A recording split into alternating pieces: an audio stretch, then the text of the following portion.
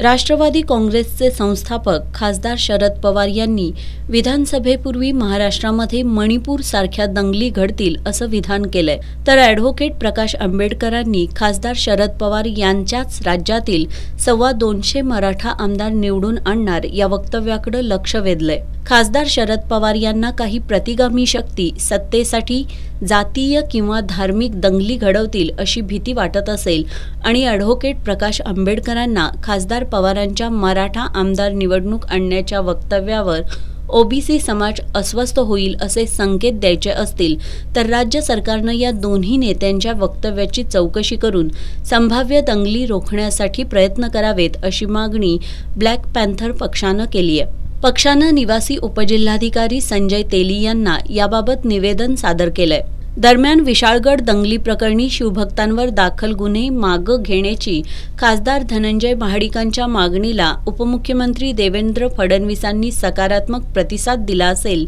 तर भीमा कोरेगाव प्रकरणानंतर कोल्हापुरात झालेल्या दंगलीत 1800 जणांवर दाखल गुन्हे अद्याप मागे न घेण्यामागे काय गौडबंगाल आहे असा सवालही ब्लॅक पॅन्थरने उपस्थित केलाय। खासदार शरद पवार आणि ॲडव्होकेट प्रकाश आंबेडकर या राज्यातील दोन जबाबदार नेत्यांना सत्तेसाठी धार्मिक आणि जातीय कट्टरतेचा वापर करण्यामुळे राज्यातलं सामाजिक स्वास्थ्य बिघडण्याची भीती वाटत असेल तर राज्य सरकारने यावर तातडीने पावलं उचलत राज्यातील जनतेच्या मनातील भीती दूर करावी अशी मागणी ब्लॅक पॅन्थरने प्रशासनाला सादर केलेल्या निवेदनात केली आहे। निवेदन सादर करताना ब्लॅक पॅन्थरचे अध्यक्ष सुभाष देसाई यांच्यासह विकास चोपडे, तुकाराम कांबळे, दयानंद कांबळे, देवचंद कांबळे, प्रवीण निगवेकर, अरुण कांबळे, तानाजी गोंधळी आदी उपस्थित होते।